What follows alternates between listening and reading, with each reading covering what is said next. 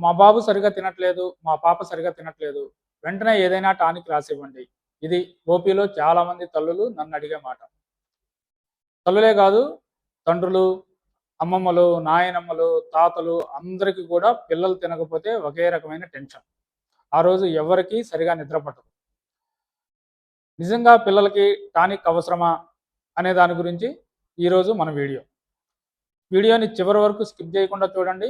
Video నచ్చినట్లయితే doctor Satish health talks అనే నా యూట్యూబ్ ఛానల్ని సబ్స్క్రైబ్ చేయండి, లైక్ చేయండి.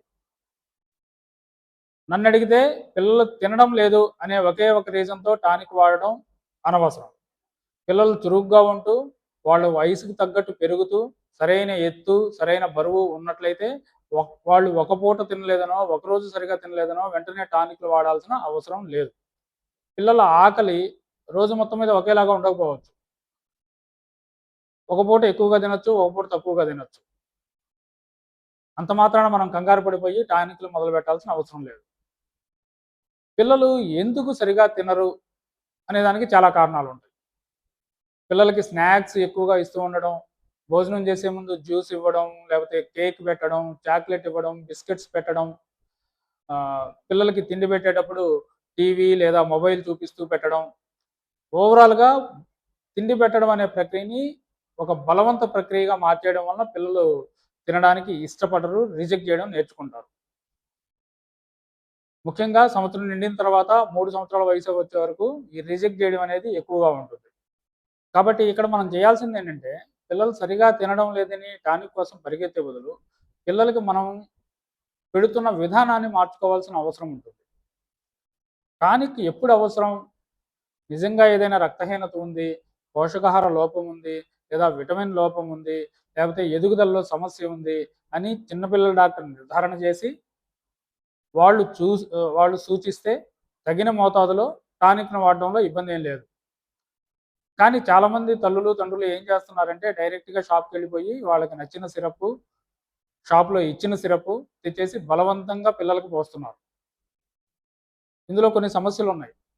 ముఖ్యంగా ఐరన్, విటమిన్ డి3 లాంటివి ఎక్కువ మోతాదులో పిల్లలకి ఇస్తే అది సైడ్ ఎఫెక్ట్స్ వచ్చేసి పిల్లలకి కొన్ని అనర్థాలు వచ్చేటువంటి అవకాశం ఉంటుంది. తల్లిదండ్రులు ఏం చేయాలి? పిల్లలకి ఒకేసారి ఎక్కువ ఫుడ్ కాకుండా చిన్న చిన్న పోర్షన్స్‌లో ఫుడ్ పెడుతూ సరైన సమయంలో సరైన ఫుడ్‌ని తగిన మోతాదులో పిల్లలకి హెల్తీ ఫుడ్‌ని అందిస్తూ ఉన్నట్లయితే పిల్లలు బరువు, ఎత్తు పెరుగుతూ ఆరోగ్యంగా ఉండడానికి అవకాశం ఉంటుంది.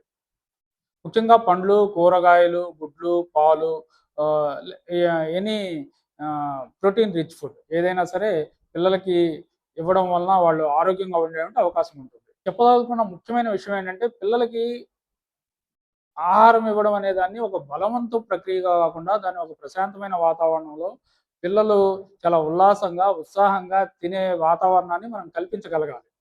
అప్పుడే పిల్లలు ఇష్టంగా ఫుడ్ తీసుకునేటువంటి అవకాశం ఉంటుంది.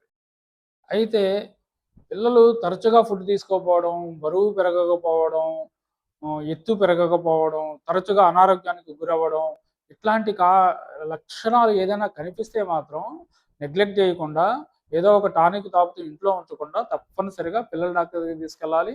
దానికి కారణం ఏంటో కనుక్కొని ఆ కారణానికి వైద్యం చేయాలి. అంతేగాని టానిక్ పోస్తూ ఇంట్లోనే ఉండి ఏదో అద్భుతం జరిగిపోద్దని ఆశపడకూడదు.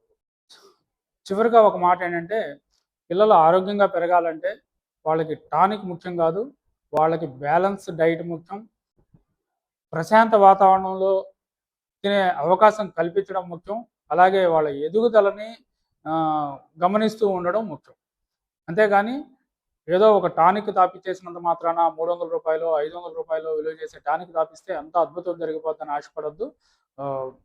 పిల్లలకి మంచి వాతావరణాన్ని కల్పించండి. Thank you.